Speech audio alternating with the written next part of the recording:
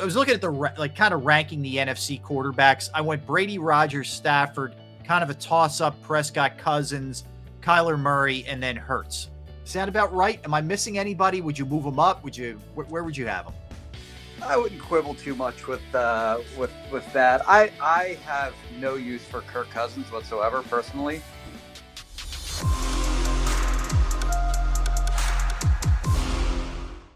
Look, let's run this past Jimmy Kempski. Jimmy does an unbelievable job.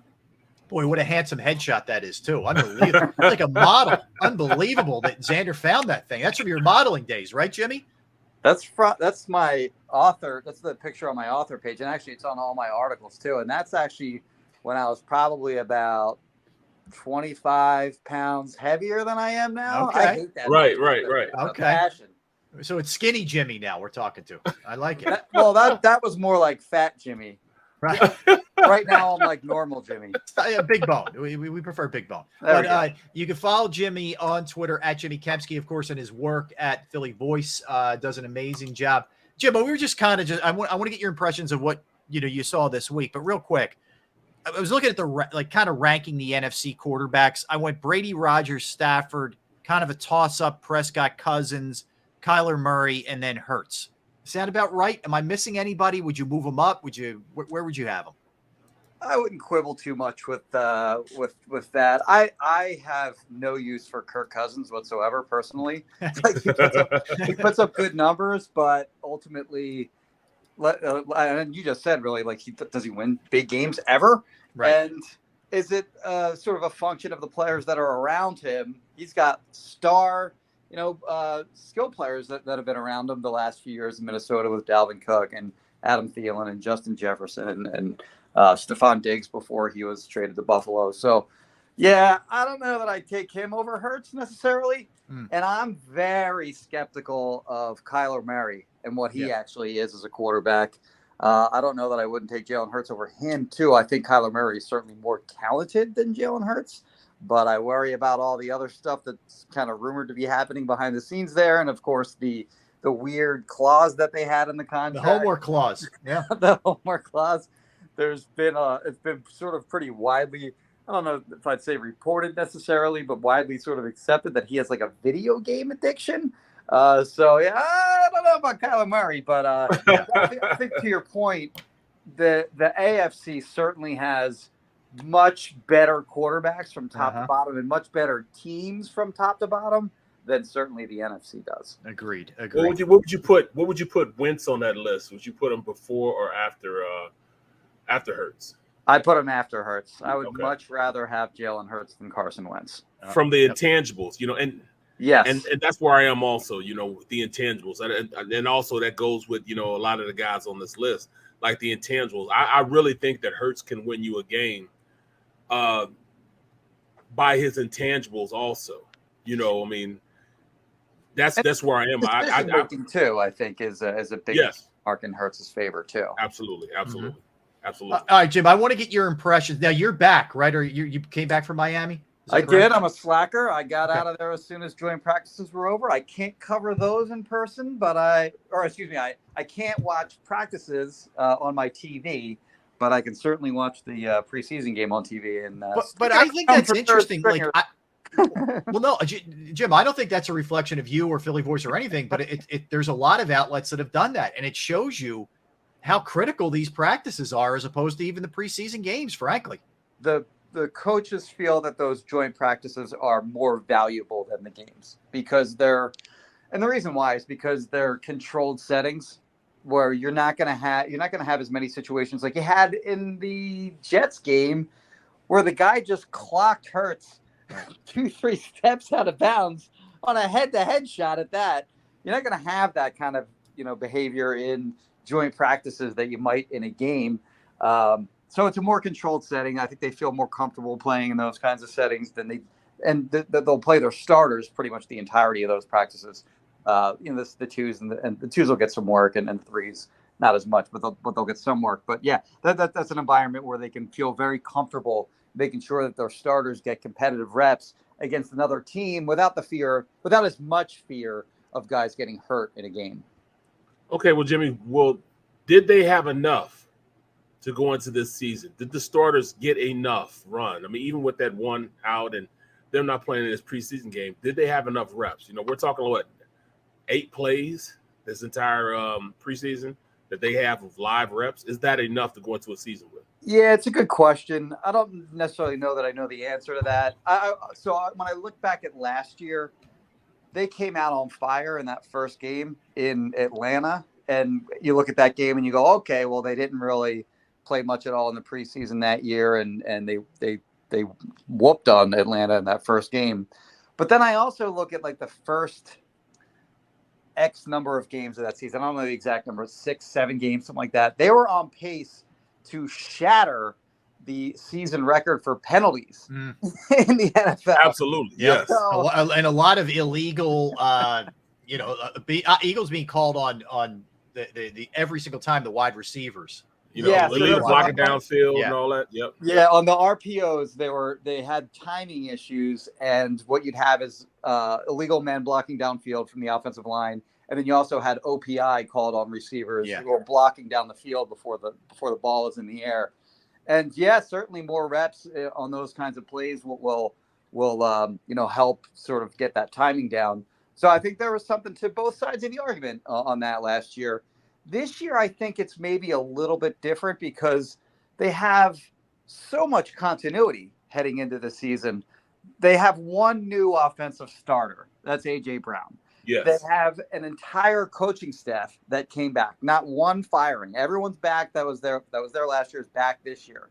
So I think that helps too. And so when you're bringing that many starters back, particularly on offense, and you have the continuity that they have both in terms of the guys that are on the field and the coaching staff, I don't think it's as critical to play in these preseason games as it might for another team with a new staff. And even last year, even with the new staff, they barely played it on the preseason then. So I think the most important thing is to make sure you have your guys all available. So I don't have a problem necessarily with them sort of leaning into the idea of keeping everyone healthy for week 1. Jim, where do you fall on what Sirianni said, I guess, yesterday prior to the singular practice that the Eagles had amongst themselves? He said that Hurts had his best day, all camp, where a lot of folks, and I don't want to put words in your mouth, but a lot of folks that I read said it was kind of an day, that open practice with a lot of check downs, et cetera. Was that just, hey, I'm pumping my guy up, or is it valid? I think there was a little pumping my guy up to that. I will say this. So our vantage point from practice was there are 2 fields side by side, and we were on the bleachers closer to the field where the Eagles defense was playing against the Miami offense. The further field was where the Eagles offense was playing against the Dolphins defense. So most of us were watching this practice through binoculars. We're like 60 to 100 yards away from that field, whereas Nick is up close to it. We kind of, and we're not getting to see the film of the practice after the practice is over. So we're just kind of going on for the most part, results of plays. So we can't see, him progressing from one receiver to the next. And that was sort of what Nick Sirianni's message was about his practice, was that, okay, they took away this slant to A.J. Brown on his first read, so he had to move off and check it down to Kenny Gainwell. Or, they went to this slant again to A.J. But again, that was taken away. So he made this deep throw down the field to Devontae. That was the right read. I think his message was sort of like his decision-making in that practice was stellar. Again, we were far away, and also we don't have the benefit of seeing the tape after the practice, of course. So, he's in a situation, Nick Sirianni's in a situation that he can say whatever he wants, and you can't really counter. We can't refute it. Right. But I'm sure there's certainly something to that. I don't think he would just make up that he was being a good decision maker on the day and, sort of give that false message to his own quarterback. Because if he wasn't playing well and not making the right decisions, and he says that he was, then that's countereffective. So I'm sure he had a better day than maybe we originally perceived when we watched that practice. I do not think under any circumstances it was his best practice since Nick Sirianni's been the head coach. I think that was maybe a little bit of hyperbole there. But yeah, I think overall, Jalen has had a good camp.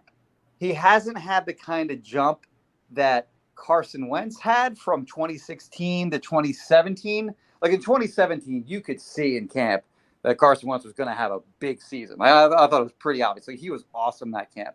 I don't think Hurts has done that necessarily, because I don't think he's as talented as Carson Wentz was that season. So, we didn't see that kind of jump. But I do think that he has made strides in a number of areas in terms of accuracy, decision-making, going through progressions, and a lot of the stuff that goes along with being in, an offense for the second year in a row. And again, this is the first year since he's been in high school where he's had the same playbook, basically, right, from one year to the next. So, I think he's capitalized on that to some degree. And I do think he has improved. It has been a huge jump, but I think he has certainly improved from his second year in the league to now his third year. Well, Jimmy, talking about leaps, man, I don't know where I will put Michael Clay as far as, where he fits in the great scheme of things and how good this team is going to be. But I know I am not blown away by Sippos, the return game, or anything, that goes with special teams. Where are you with that? Yeah, I don't know who the returners are going to be. So right throughout camp, the first guy up on punt returns has consistently been Jalen Reagor. And I think his punt returns have been sort of an adventure when he's back there. You're not certain that he's going to field the ball. And, aside from one punt return touchdown against the Packers his rookie season, he's done nothing really as a returner, when he's fielded it cleanly. Right. Beyond him, you got Britton Covey, undrafted guy who I don't think has done enough to make the roster. You got Greg Ward, who's missed the entirety of camp, probably isn't going to make the team with a toe injury. From the kick returner position, the first guy up has been Quez Watkins, who got like 8 kick return opportunities last year, didn't do much with them. You have Jason Huntley, who is probably the best kick returner on the team, but again, probably isn't going to make the team. And then there's Britton Covey again, who's probably not going to make the team. So I don't know if they're going to do something between now and the start of the season, but that's a concern, a minor concern in my opinion, heading into the season. And then, as you mentioned, the punter, it's been weird. He's barely gotten any work throughout camp. They barely had him blast punts away from where he's trying to go for distance and hang time. They've done a decent amount of pin them deep kind of punts from the 50 or the minus 45. But they've rarely done punts where he's blasting away from their own 30 in. And he's looked, okay, I guess, whenever they've done that. I thought in joint practices against the Browns, I think he hit 8. I think he got 8 reps, something like that. And 2 of them, he kind of flubbed. They were low line drives. That actually the result was fine because they bounced and rolled for a while, but were not good punts. So, yeah, I think when you see punters start, there were 5 drafted punters, I think, this year. So if you draft a punter, that guy's almost certainly going to make the team, and they'll probably cut the vet that they're going up against. So I would look for the Eagles to, maybe have some interest in some of the veteran punters that get cut around the league over the next week or so. Yeah, this reeks of it with the return game and maybe the punter. Punter would be a pickup, but it reeks of a trade. Something's going to happen. It could be. Jim, just give me your overall impressions. I get it from your vantage point. You're watching the defense mostly, and then yesterday gets whacked, which is weird in and of itself. Yeah, right. What's your sense of how they looked when they were going against the competition of the Dolphins? Yeah, I thought the Dolphins outplayed them mostly on. Well, I guess what would that have been? Wednesday, yep. Tua looked good. I was actually so my opinion of the Dolphins heading into these joint practices wasn't super high.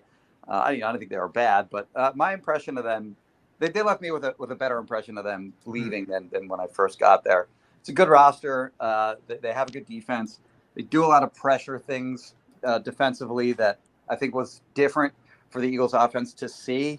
On Wednesday, they saw different looks than what they've probably been used to seeing, both in their own practices and what the Browns showed them last week in joint practices. So, yeah, I think it was. I think overall it's very positive for the Eagles in that they played a decent roster and they got good work in. But yeah, I thought the Eagles pass rush was actually pretty good against the Dolphins. They got to Tua quite a bit. they usually still play out those reps anyway. So like you'd still see Tua completing passes like at all different levels of the defense. So maybe that was maybe a little more skewed in the perception of how well their offense moved the ball. But overall, I thought the Eagles pass rush was good. I thought the Eagles offensive line basically dominated in one-on-ones against them. Maybe not as great in 11-on-11s, but I have no worries whatsoever about the Eagles offensive line heading into the season. It was just I thought it was a very competitive, chippy practice on Wednesday. Everyone was engaged. I wouldn't really necessarily read into too much like about the Dolphins performing better. Tua even gave sort of the Eagles an excuse on that, in that they were in Cleveland. They played a game. They had a day off. They had a travel day. Then they traveled right back down to Miami. And man, it was hot as hell down there. Right. If you look at the I didn't realize this, how much different the heat is down there than it is here, because I feel like it's very humid here. Yes. The temperature said it was 90. 90 is a different 90 down there than it is here. Even after the practice, there are guys like Quez Watkins and Jordan. Quez Watkins went to Southern Miss. Right. Jordan Davis went to Georgia. Those guys were like, man, it was hot out there. Wow. So like, yeah, it's not easy. It's a different. To have It's like soupy travel. and heavy, Yeah. right? You can't take it off you. Yeah. Yeah, it was pretty. I mean, just standing out there. I whenever I'm standing out there and it's really hot or whatever it is, and I like start to think I might complain about the heat, and then I realize the players are in full pads and they're running around hitting each other. Like that's got to be brutal for those guys. And the other thing that was kind of funny too, like they have this indoor facility right next to their fields. Dolphins were smart. They were stretching in there. Where it's air conditioned. Eagles are outside for like 20, 30 minutes longer than they were. And then Dolphins come out all refreshed and the practice begins. So like, in a weird way, that was sort of like an advantage, I would say, for them. And it was, yeah, that's a decided advantage, especially they, I mean, in all actuality, the Eagles had probably, they would just travel, what do you call it? That travel hangover, jet lag. They had, of course they had that, man, amount of travel they did. And then they played in the game also. So yeah, I can see that, man. But I'm looking for battles, man. What are you going to see? What's the battle you're going to be looking at the most? Safety, tight end, or where are you going to focus a lot on this next game? Yeah, it's just going to be the second and third stringers that play in this game. I don't even know that Gardner Minshew will play. But yeah, I think that the positions that are – so I'll give you 5 players that I think are worth watching in this game. Even better. Better. Is Reed Sinnett, who, are the Eagles going to keep 3 quarterbacks? He's been good in practice, but hasn't been as good in the games. Like, whenever I have him on like a Eagles 53-man roster projection, that's the guy that gets the most – like, why is he on there? Like, that guy didn't look good in the game, which I totally understand. He's looked better in practice than he has in the game. I think he's got to put together a good game to sort of solidify his spot. Then I have Grant Calcaterra, the tight end they drafted in the 6th round. He missed most of the camp with a hamstring injury. He hasn't played in any of the preseason games yet. He's almost certainly going to play in this one. When he has practiced, he's looked like a legit, competent receiver from the tight end position. So it'll be interesting to see how involved they get him. He was a full go in practice in Miami. So, again, like I said, I'm certain he'll play. Jack Anderson, interior offensive lineman. He's been playing all 3 spots along the interior. I think it's a lock that the Eagles will keep at least 9 offensive linemen. And if they keep 10, he's probably the guy. So I think he's got sort of a job on the line in this last preseason game. I think the undrafted safety, Reed Blankenship from Middle Tennessee State. Very good camp. I actually liked him as a prospect coming out. I thought he was definitely a draftable player. Somehow he went undrafted. The Eagles signed him during the undrafted phase of the draft. And he's had a good camp. And some of the Eagles veteran safeties have, sort of left something to be desired. So I think if he comes out and has a big game, then he's got a chance. And then finally, Davion Taylor was horrendous in that second preseason game against the Browns in every imaginable way. Bad in coverage, missed a boatload of tackles, couldn't get off blocks. He had the one really ugly play on the sideline where He jogged. I forget. I think he was worried about a penalty, but it just looked probably. Awful. Yeah. He saw Jalen Hurts take a shot maybe in that Jets game and didn't want to be that guy, but he just didn't end the play. Didn't get the quarterback out of bounds. The quarterback just ran right down the sideline for a huge game. But even beyond that play, he was terrible. So I think he has to bounce back, and he's not going to get cut. Like, he's going to make the team, but I think he needs a bounce back performance in this game just to show the coaches that they can trust putting him in games in the regular season. Jim, let me ask you about running back. Sure. I think everybody would like to have at least somebody in the mix with size, but I want to ask you specifically about Sanders. He's still not practicing. And I know the Eagles have said it's not a big deal. They're just being cautious. But he has missed 9 games in the last 2 years. Where do you stand with Miles Sanders? Can they count on him? And is there another running back coming, do you think, or do they just roll with this group? Yeah, not only 9 games the last 2 years, but he had 3 different points during the season last year where he missed games due to 3 different injuries. Right. So it was a problem last year. And then if you recall in, I guess, what was it, 2020 when they opened with that bad loss in Washington? Yeah. Yes. He was on the injury report for a while prior to that game. Again, I think it was a hamstring injury. And it was just sort of assumed that he would be ready to go in time for week 1. And then week 1 rolls around like game day. He's not playing. So he missed that game. And they lost that game maybe partly because he wasn't ready to go. So, yeah, I mean, he's got 2 concerns on him. He's got hands that are sort of, I guess we'll be kind and say he's inconsistent catching the football. That's fair. And then, it's the durability concerns. I don't know that if he's going to be out for, like, if he gets injured at some point, forget the hamstring injury, but if he gets some other injury during the season, I don't know that you can count on Kenny Gainwell or Boston Scott to sort of carry the load for them. Boston Scott's been okay, sort of in spot duty whenever Sanders has gotten hurt. But you don't want to have to go through a season with a guy like that. And Gainwell, in my opinion, while I think he had a good performance in the second preseason game against the Browns, he's been sort of disappointing in terms of like a guy who can create mismatches in the passing game. I think they really, which is why he's here.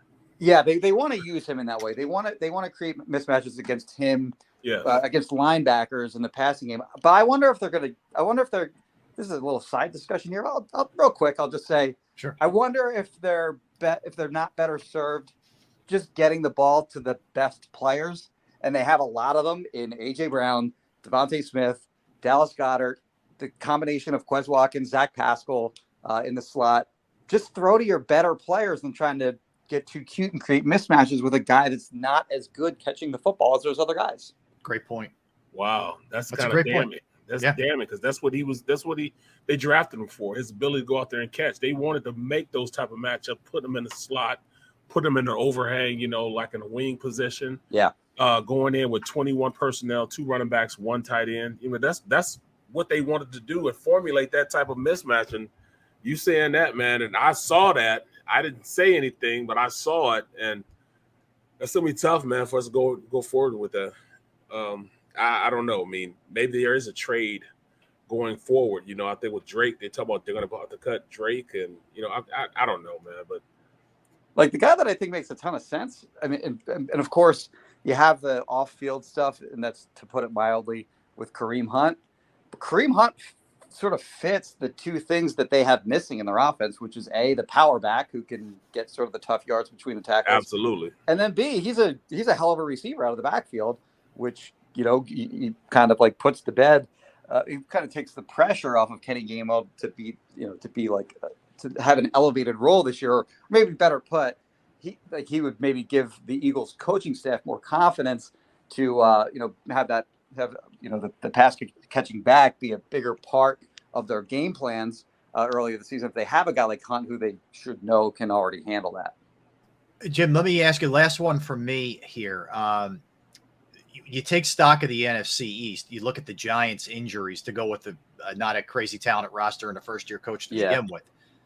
Washington, I don't know. There seems to be something else popping up every other day because it's Washington. And then you have Dallas, who loses another big piece with Tyron Smith, probably out until December. Has your view of this thing changed in watching this Eagles team up close and personal? Have you elevated them? Has it kind of stayed the same? Where do you fall with your NFC East predictions? Yeah, so forget the Giants. They're just not good. Like they just don't have a roster that's ready to compete. Washington, like you said, there's just always so many distractions. They're going to be without Chase Young, by the way, for the first four games of the season because they removed him to the reserve pup list. Thank you. And then Dallas, they're in trouble. I mean, this is the worst offense that Dak Prescott is heading into a season with in his professional career. And not just because the offensive line, and I forget December, by the way, I can't see how Tyron Smith is playing at all this year with the description of the injury that he suffered. And he's 32. He's actually for how many years he's been in the NFL, I think like 12. He's actually very young at 32. But that guy has missed at least 3 games in each of the last 6 seasons. Yep. So this will be season number 7 in a row that he's done that. Old body. they have 3 players. They have 3 backup offensive linemen that have any experience at all playing in the NFL. And so, 2 of them have played less than 100 snaps, I believe. There's only one legitimately experienced offensive lineman, and now that guy is going to be a starter. So they have nothing in terms of depth now that Tyron Smith is going to be out probably for the season. They have that rookie Tyler Smith, who they drafted in the first round out of Tulsa, who had 16 penalties his final year there, lower level competition in the AAC, and 12 of them were for holding. He's been repping at guard all off season because Tyron Smith is a starting left tackle. And now they're probably going to kick him back out to left tackle and then have their lone experienced reserve offensive lineman, Connor McGovern. He'll probably play left tackle. That is a recipe for disaster, in my opinion. And then beyond, the offensive line, you have Michael Gallup, who's going to be out for a while still probably. You have James Washington, who got hurt during training camp. All you have really is CeeDee Lamb and the tight end Dalton Schultz, and Zeke will be back. Zeke is, I think we're all on the same page pretty much. He's sort of on the downside of his career, or at least has been the last couple of years. This is not the scary offense by any stretch that they have headed to seasons with over the last 2-3 years. Absolutely. Jim, good stuff, man. Always fun catching up with you. We always appreciate you giving us a couple minutes, man. And I suggest everybody check out Jimmy's work on Twitter at Jimmy Kempski. And of course, the Philly Voice does an amazing job. Jim, you put out the training camp joint practice notes, day 16, a weird end of the camp. Of course, yesterday, Miami with the non-COVID illness. But Jim, last one, there's no jeopardy this game won't be played tomorrow, correct? Is it in good shape? Well, we asked yesterday, is this game likely / unlikely to happen? And they said, we're still gathering information. We'll get back to you. Okay. I think that since nothing has been said since yesterday, probably leads me to believe that the game's going to happen. Okay. But I have no knowledge of any specifics on that because nobody's told us anything. Gotcha. All right, Jim. Well, thanks, man. Listen, enjoy your weekend, and hopefully we'll get a chance to talk to you soon. Appreciate it, guys. All right, take care. That's Jimmy Kempski from Philly Voice. Interesting insights there, Barrett. All right, so we will we're going to pick right back up in the 2:00 hour with the NFL discussion. You and I, we're going to look at quarterbacks in new places, Barrett. That's one of the things we're going to do among a lot of other stuff when it comes to the NFL. We'll mix in some Phillies when we get back, as well as they won again last night. Bryce Harper makes his return to Citizens Bank Park. Yeah, going to be exciting. So we'll do that when we get back. Don't go anywhere. Barrett Brooks, Rob Ellis. We're Sports Take, JAKIB Sports YouTube Network. All right, Razor Technology. Here's the thing you need to know about identity management. With cyber threats like ransomware on a seemingly endless uptick and the risk of a breach or data loss higher than ever, the need to know just who is accessing your networks, systems, and applications is mission critical. Identity management from Razor Technology is a holistic framework of policies and technologies that lock down access to the right users for only the right reasons. We deploy cutting-edge solutions that identify, authenticate, and monitor access across your entire IT system. Razor Technology determines how users gain identity into your system, what roles they need to fill, and enforces access controls with network protocols digital certificates, behavioral analysis, and secure authentication methods. Talk to Razor Technology today to learn how to identify how identity management can reduce risk of data breach while avoiding costly errors and downtime due to lack of access. Contact Razor Technology at 866-797-3282, 866-797-3282, or visit online at razor-tech.com, razor-tech.com.